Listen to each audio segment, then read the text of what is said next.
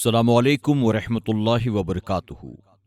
میرے پیارے آقا علیہ الصلوۃ والتسلیم کے پیارے دیوانوں، خاتون جنت حضرت فاطمۃ الزہرا رضی اللہ تعالیٰ عنہا کی کنیزوں، مکاشفۃ القلوب کے 32ویں ایپیسوڈ میں آپ تمام کا استقبال ہے۔ آئیے درود شریف کے ساتھ درس کا آغاز کرتے ہیں۔ الصلاۃ والسلام علیک یا رسول اللہ، الصلاۃ والسلام علیک یا حبیب اللہ، الصلاۃ والسلام علیک یا نبی اللہ، وعلی آلک واصحابک یا نور اللہ، صلی اللہ تعالی علیہ وسلم۔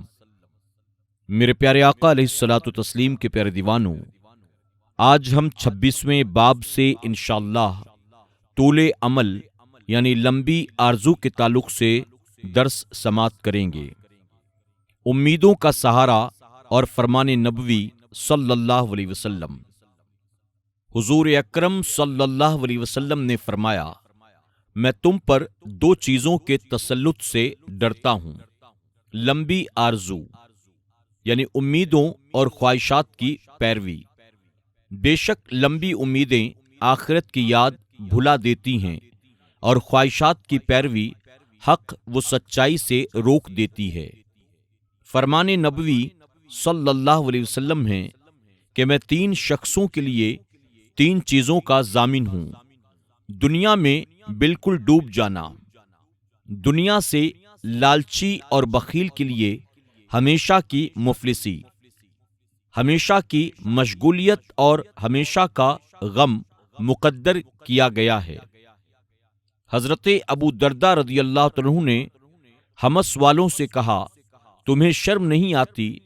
تم ایسے مکانات بناتے ہو جن میں تمہیں نہیں رہنا ہے، ایسی امیدیں رکھتے ہو جنہیں نہیں پا سکتے، اور ایسا سامان اکٹھا کرتے ہو جسے اپنے مصرف یعنی اپنے کام میں نہیں لا سکتے ہو۔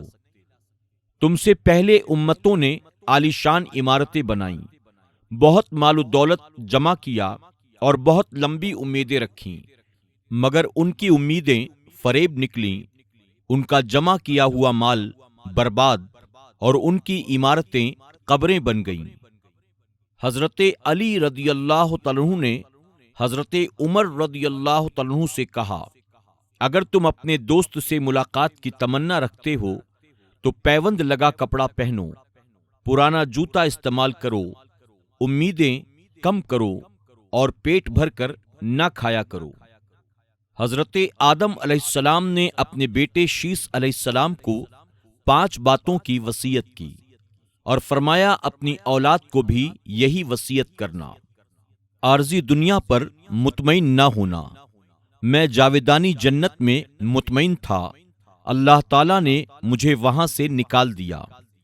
عورتوں کی خواہشات پر کام نہ کرنا۔ میں نے اپنی بیوی کی خواہش پر شجر ممنوعہ کھا لیا اور شرمندگی اٹھائی۔ ہر ایک کام کرنے سے پہلے اس کا انجام سوچ لیتا تو جنت سے نہ نکالا جاتا۔ جس کام سے تمہارا دل مطمئن نہ ہو اس کام کو کبھی نہ کرو، کیونکہ جب میں نے شجرہ ممنوعہ کھایا تھا تو میرا دل مطمئن نہیں تھا، مگر میں اس کے کھانے سے باز نہ رہا۔ کام کرنے سے پہلے مشورہ کر لیا کرو، کیونکہ اگر میں فرشتوں سے مشورہ کر لیتا تو مجھے یہ تکلیف نہ اٹھانی پڑتی۔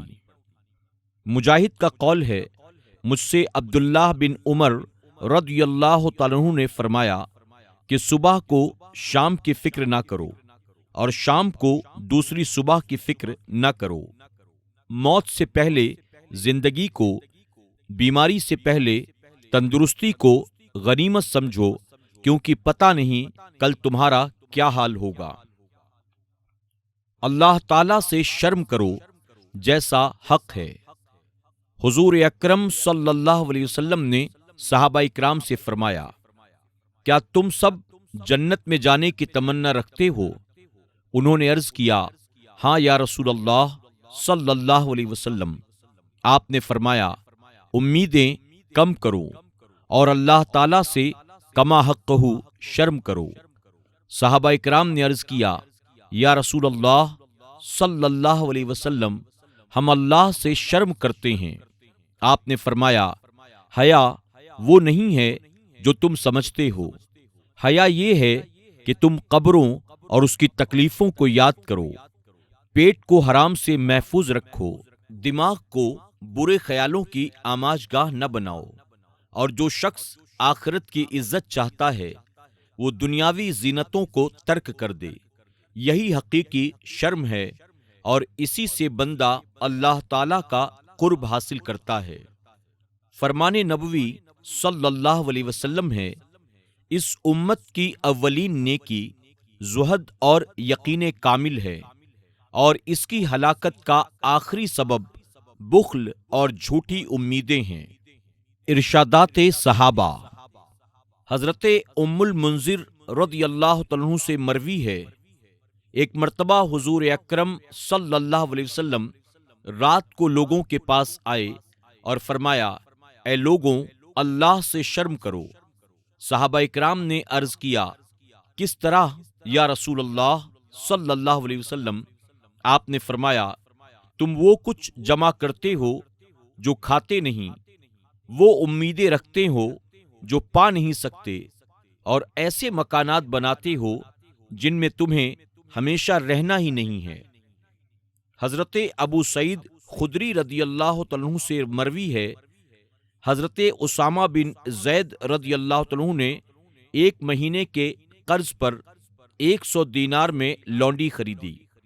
جب حضور اکرم صلی اللہ علیہ وسلم نے سنا تو فرمایا، تمہیں تعجب نہیں ہوا؟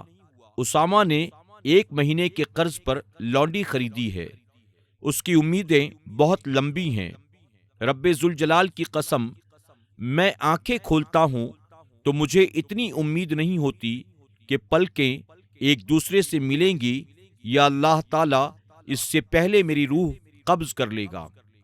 میں تو نگاہ اٹھانے کے بعد نگاہ کی واپسی کی امید نہیں رکھتا، لقمہ منہ میں ڈال کر اسے چبانے تک زندگی کی امید نہیں رکھتا۔ پھر ارشاد فرمایا، اے لوگوں، اگر تم عقل مند ہو تو اپنے آپ کو مردوں میں شامل سمجھو۔ رب ذوالجلال کی قسم، جس کے قبضے قدرت میں میری جان ہے، تم پر ایک وقت مقرر آئے گا، یعنی موت کا وقت آئے گا جس کو تم ٹال نہیں سکو گے۔ حضرت ابن عباس رضی اللہ عنہ سے مروی ہے، حضور اکرم صلی اللہ علیہ وسلم مٹی سے مسح فرما لیتے۔ میں نے عرض کیا، حضور پانی قریب ہے۔ آپ فرماتے، کیا خبر میں پانی تک پہنچ سکوں یا نہ پہنچ سکوں۔ روایت ہے کہ حضور اکرم صلی اللہ علیہ وسلم نے 3 لکڑیاں لی، ایک کو سامنے، دوسری کو پہلو میں اور تیسری کو دور گاڑ دیا، اور فرمایا، جانتے ہو یہ کیا ہے؟ صحابہ اکرام نے عرض کیا، اللہ اور اس کے رسول صلی اللہ علیہ وسلم بہتر جانتے ہیں۔ فرمایا، یہ انسان ہے، یہ موت ہے، اور وہ انسان کی امیدیں ہیں۔ آدمی امیدوں کے پیچھے بھاگتا ہے مگر راستے میں اسے موت آ لیتی ہے۔ حضرت عیسیٰ علیہ السلام کا ایک واقعہ مروی ہے کہ حضرت عیسیٰ علیہ السلام بیٹھے ہوئے تھے، ایک بوڑھا فاوڑے سے زمین کھود رہا تھا۔ آپ نے اللہ تعالیٰ سے دعا مانگی، اے اللہ، اس کی زندگی کی امیدیں چھین لے۔ بوڑھے نے فاوڑا رکھ دیا اور لیٹ گیا۔ جب کچھ دیر گزر گئی تو آپ نے اللہ تعالیٰ کی بارگاہ میں دعا کی، اسے اس کی امیدیں واپس لوٹا دے۔ بوڑھا کھڑا ہو گیا اور فاوڑے سے زمین کھودنے لگا تو آپ نے اس کا سبب پوچھا۔ وہ کہنے لگا، کام کرتے ہوئے میرے دل میں خیال آیا کہ اب میں بوڑھا ہو گیا ہوں، کب تک یہ کام کرتا رہوں گا، لہٰذا میں نے فاوڑا رکھ دیا اور لیٹ گیا۔ کچھ دیر بعد میرے دل میں خیال آیا، تجھے زندگی گزارنے کے لیے کچھ نہ کچھ تو کرنا چاہیے، چنانچہ میں نے فاوڑا سنبھال لیا، پھر کھڑا ہو گیا اور کام کرنے لگا۔ میرے پیارے آقا علیہ الصلوۃ والتسلیم کے پیارے دیوانوں، خاتون جنت حضرت فاطمۃ الزہرا رضی اللہ عنہا کی کنیزوں، اسی کے ساتھ ہمارا 26واں باب لمبی امیدوں کے تعلق سے مکمل ہوا۔ آئیے 27ویں باب کا آغاز کرتے ہیں۔ 27واں باب عبادت گزاری و ترک حرام کے تعلق سے ہے۔ طاعت کے معنی فرائض کی ادائیگی، حرام چیزوں سے پرہیز اور حدود شرع پر کاربند ہونا ہے۔ حضرت مجاہد رحمۃ اللہ تعالی فرمان الہی کے متعلق کہتے ہیں کہ اس کا مطلب یہ ہے کہ بندہ اللہ تعالی کی عبادت و اطاعت کرتا رہے۔ طاعت کی حقیقت اللہ تعالی کی معرفت، خوف خدا، اللہ تعالی سے امید اور ہر وقت اللہ تعالی کی طرف رجوع ہونا ہے۔ وہ بندہ جو ان اوصاف یعنی ان خوبیوں سے خالی ہوتا ہے وہ ایمان کی حقیقت کو نہیں پا سکتا۔ لہذا اطاعت اس وقت تک صحیح نہیں ہوتی جب تک کہ بندہ اللہ تعالی کی معرفت اور اس بے مثل و بے مثال قادر و خالق رب ذوالجلال کی تمام صفتوں پر ایمان نہیں لاتا۔ ایک بدوی نے حضرت محمد بن علی بن حسین رضی اللہ عنہ سے عرض کی، تم نے اللہ کو دیکھا ہے، اس کی عبادت کرتے ہو؟ آپ نے فرمایا، ہاں، دیکھ کر عبادت کرتا ہوں۔ پوچھا وہ کیسے؟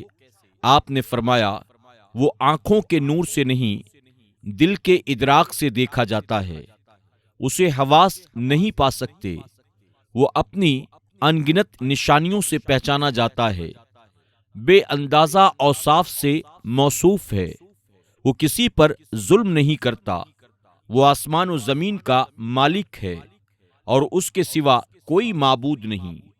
بدوی بے ساختہ کہہ اٹھا، اللہ جانتا ہے کہ اسے کس گھرانے میں اپنا رسول بھیجنا ہے۔